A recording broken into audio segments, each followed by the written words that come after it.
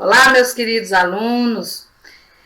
Dando continuidade ao nosso estudo do átomo, nós vamos resolver exercícios referentes à evolução dos modelos atômicos e sobre as leis ponderais, né? Sou a professora Evilane e na nossa aula de Química hoje é a aula de número 9, né? Acompanhe a resolução dos exercícios pelo exercício que vocês receberam, né? Na primeira questão diz o seguinte: uma importante contribuição do modelo de Rutherford foi considerar o átomo constituído de elétrons mergulhados numa massa homogênea de carga positiva. Bem, quem disse isso aí foi Thomson, né? Thomson foi que disse que o átomo era uma esfera rígida, né, com um fluido positivo, né, onde estavam mergulhados os elétrons, né? B. Uma estrutura altamente compactada de prótons e elétrons. Bem, quando você diz que é uma estrutura compactada, é uma estrutura densa, né, de prótons e elétrons. A gente pode associar isso aqui com o modelo de Thomson, né?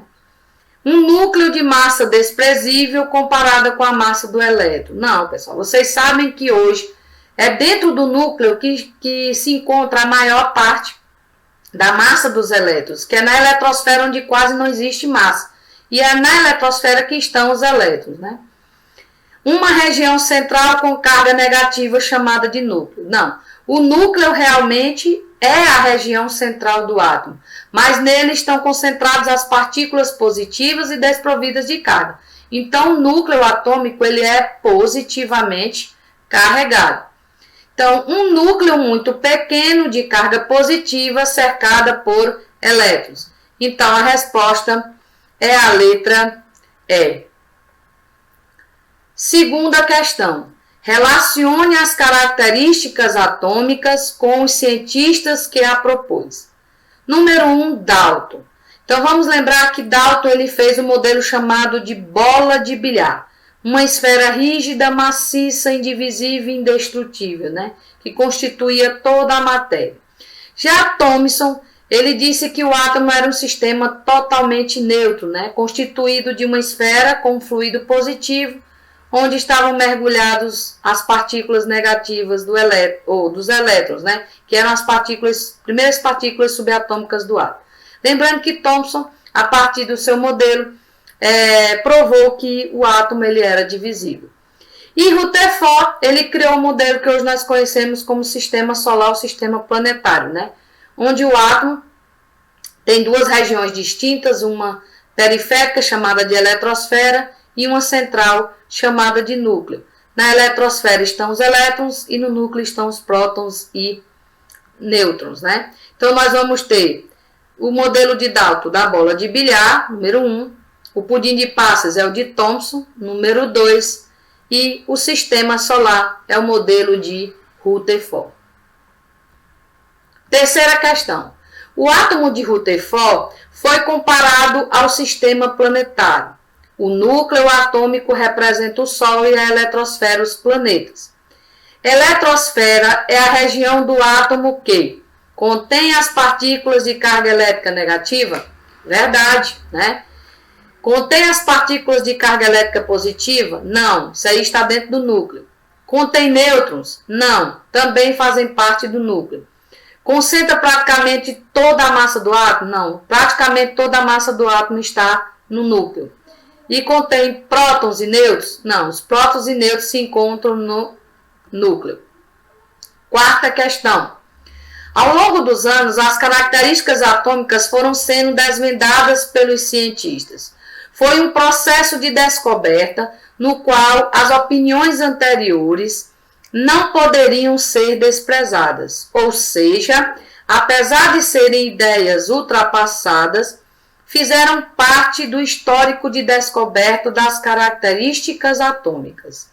Vários foram os colaboradores para o modelo atômico atual. Dentre eles, Dalton, Thomson, Rutherford e Niels Bohr. Abaixo você tem a relação de algumas características atômicas. Especifique o cientista responsável por cada uma dessas teorias. Bem, no item 1 diz o seguinte: O átomo é comparado a uma bola de bilhar, uma esfera maciça, homogênea, indivisível, indestrutível e eletricamente neutra. Então, quem afirmou isso, pessoal, foi Dalton. O átomo é comparado a um pudim de ameixas, uma esfera carregada positivamente e que elétrons de carga negativa ficam incrustados nela. Isso quem nos afirmou foi Thomson. Átomo em que os elétrons se organizam de forma de camadas ao redor do núcleo. Então, quem falou da existência de camadas ou níveis de energia, né, que são as órbitas, foi Niels Bohr. Átomo que apresenta um núcleo carregado positivamente e ao seu redor gira elétrons com carga negativa. Bem, esse aí é o modelo do sistema planetário, modelo de Rutherford. Quinta questão. Ao resumir as características de cada um dos sucessivos modelos do átomo de hidrogênio, um estudante elaborou o seguinte resumo. O modelo de Dalton, ele afirmou o seguinte: átomo maciço indivisível. Bem, é verdade. Modelo atômico de Thomson, elétron de carga negativa incrustado em uma esfera de carga positiva. A carga positiva está distribuída homogeneamente por toda a esfera. Verdade também. O modelo de Rutherford, elétron de carga negativa em órbita ao redor do núcleo, central, de carga positiva. Não há restrição quanto aos valores dos raios das órbitas e das energias do elétron, Ele realmente não falou sobre valores de energia do elétron. Quem explicou isso foi Niels Bohr. Então, esse modelo aí está correto. E o Niels Bohr, elétron de carga negativa em órbita em torno de um núcleo central de carga positiva, É o modelo Rutherford-Bohr, Apenas certos valores de raios das órbitas e das energias do elétron são possíveis. Verdade também. Nós falamos sobre o estado estacionário dos elétrons, Então, o número de erros cometidos pelo estudante, nenhum. Sexta questão. Assinale a alternativa que completa melhor os espaços apresentados na frase abaixo.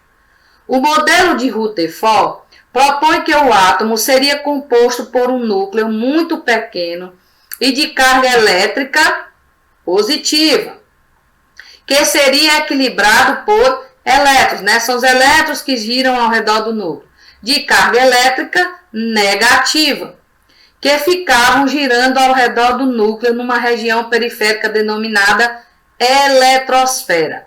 Então, a alternativa correta é a letra D, positiva, que seria equilibrado por elétrons de carga negativa na região chamada de eletrosfera. Em relação ao modelo atômico de Rutherford, julgue os itens em verdadeiros ou falsos. Esse modelo baseia-se em experimentos com eletrólise de soluções de sais em ouro. Não, foi o bombardeamento de partículas alfa, ou seja, de partículas radioativas positivas em uma lâmina de ouro. Ele apresenta a matéria constituída por elétrons em contato direto com os prótons. Não, os elétrons estão na eletrosfera e os prótons estão no núcleo. O modelo foi elaborado a partir de experimentos em que uma fina lâmina de ouro era bombardeada por partículas alfa. Verdade, pessoal? Então, A e B é falso, letra C é verdadeiro. Letra D. Segundo esse modelo, só é permitido ao elétron ocupar níveis energéticos nos quais ele se apresenta com valores de energia múltiplos inteiros de um fóton. Não, pessoal, ele não falou de valores, Ia depender da órbita onde ele está. Esse modelo, e quem ajudou ele foi Niels Bohr, Esse modelo é semelhante a um sistema planetário, em que os elétrons distribuem-se ao redor do núcleo, assim como os planetas em torno do Sol. Bem, então nós temos a letra C e E como respostas verdadeiras, ok? Oitava questão. Considere as seguintes afirmativas sobre o modelo atômico de Rutherford. Primeiro, o modelo atômico de Rutherford é também conhecido como modelo planetário do átomo. Bem, pessoal, isso é verdade, Nós acabamos de falar sobre ele. No modelo atômico, considera-se que elétrons de cargas negativas circundam em órbitas ao redor do núcleo de carga positiva. Também é verdade, né, pessoal? Isso foi uma conclusão feita por Niels Bohr, que ajudou a Rutherford, né? Segundo Rutherford, a eletrosfera local onde se encontram os elétrons possui um diâmetro menor do que o núcleo atômico. Não. O que a gente sabe hoje é que o núcleo tem um tamanho de 10.000 a 100.000 vezes menor do que o tamanho da própria eletrosfera, né? O tamanho do átomo em si. Então é falso. Na proposição do seu modelo atômico, Rutherford se baseou num experimento em que uma lâmina de ouro foi bombardeada por partículas-alfa. Verdade também. Então a alternativa correta é a 1, a 2 e a 4. Letra D.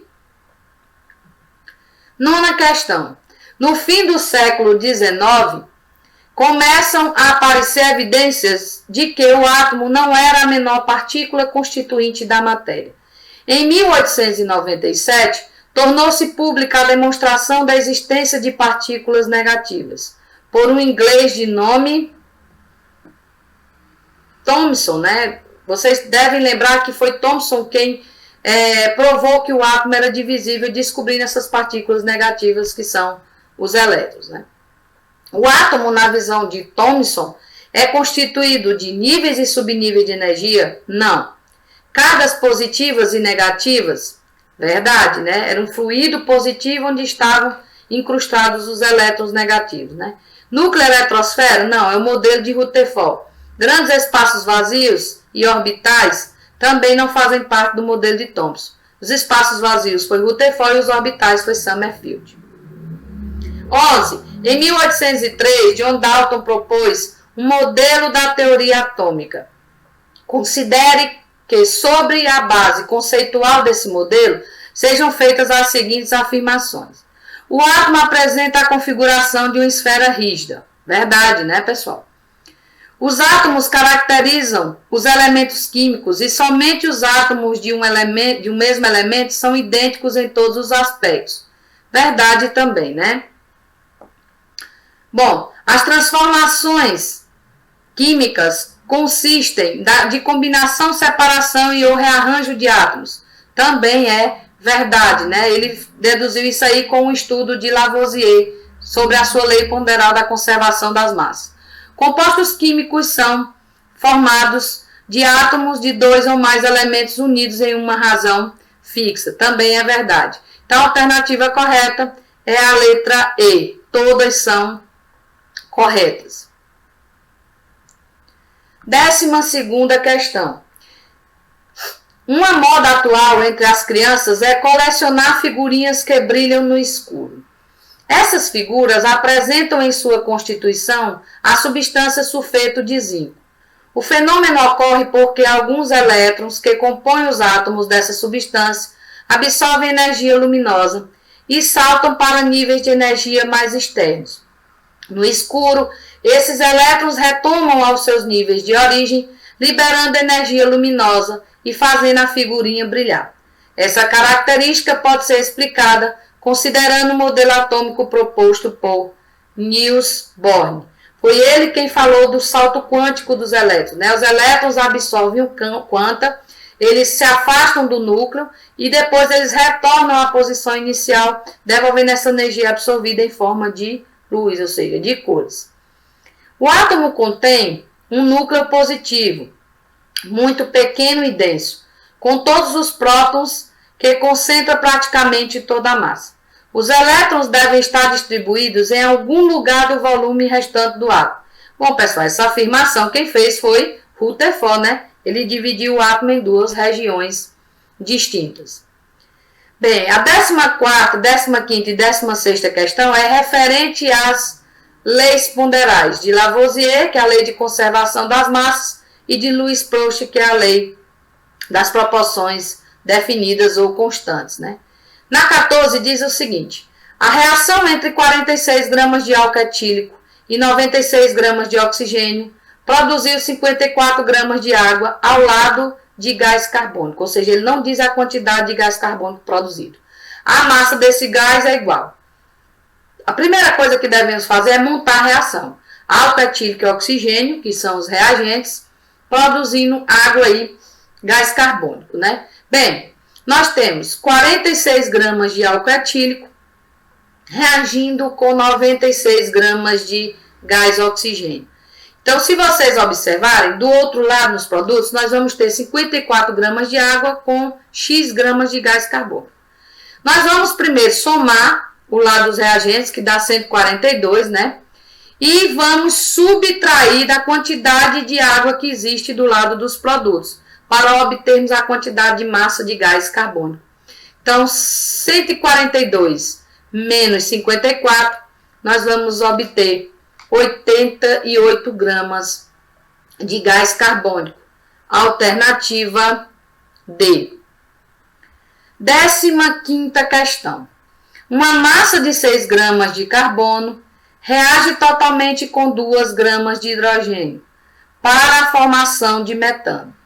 Qual a massa de hidrogênio necessária para reagir totalmente com 18 gramas de carbono na formação do metano?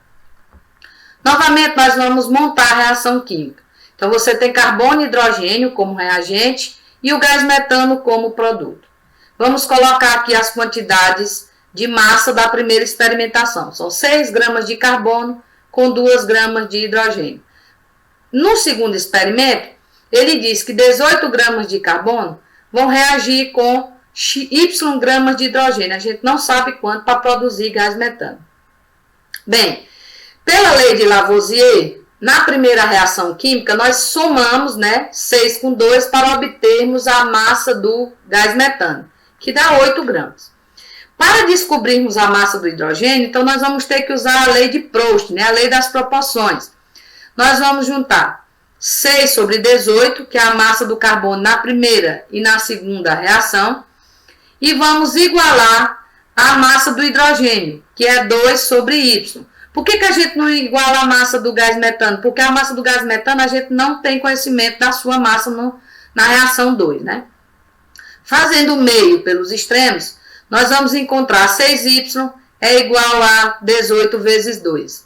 Então, Y será igual a 36, porque 18 vezes 2 é 36, né? Dividido por 6. Então, nós vamos encontrar 6 gramas de gás metano no segundo experimento. Olha, se vocês observarem aqui, pessoal, a proporção aqui, ela triplicou, né? Ou seja, é de 1/3. Tinha 6 gramas de carbono inicialmente e passou a ter 18 gramas na segunda experimentação. Então, aumentou 3 vezes. Se o carbono teve um aumento de 3 vezes da sua massa, com o hidrogênio e com o metano tem que acontecer o mesmo. Então, 2 vezes 3, 6 e 8 vezes 3, 24 gramas. Então, a nossa proporção aí é de 1/3. Vocês podem fazer a proporção, vocês vão encontrar 1/3. 16ª questão. Sabe-se que 6x gramas de carbono reagem com 8 mais x gramas de água, produzindo 15 menos x gramas de óxido de carbono e x gramas de hidrogênio. Ele quer que calcule o valor de x. Então, primeiro nós vamos descobrir o valor de x. Vamos montar a reação. Nós temos carbono reagindo com água, né? Produzindo óxido de carbono e gás hidrogênio, né? E nós vamos ter os seguintes valores de massa. 6x para o carbono, 8 mais x para a água, 15 menos x para o óxido de carbono e x para o hidrogênio. Nós vamos montar uma equação do primeiro grau. 6x mais 8 mais x, aqui do lado dos reagentes, ó. 6x mais 8 mais x, que são os valores que nós temos aqui, ó. E do outro lado nós vamos ter 15 menos x, que é do óxido de carbono, mais x gramas de hidrogênio, né? Tá aqui, ó. Aí nós vamos ter o cancelamento de menos x com mais x do lado dos produtos, né? Menos x mais x é igual a 0. Resolvendo, nós vamos ter 6x, aqui, ó, com x, né? Nós vamos somar 6x com x, o que tem variável soma. Vamos encontrar 7x. O 8 vai se manter o mesmo e do outro lado vai ficar apenas 15. Passando o 8 para o segundo membro, nós vamos diminuir de 15, né?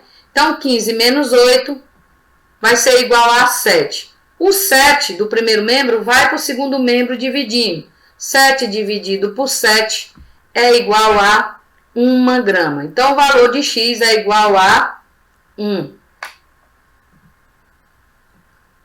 A letra B. A massa de cada substância que participa da reação. Bem, nós temos do lado dos reagentes o carbono. O carbono, se vocês não lembram, é 6x. Então, multiplicando 6 vezes 1, nós vamos ter 6 gramas de carbono.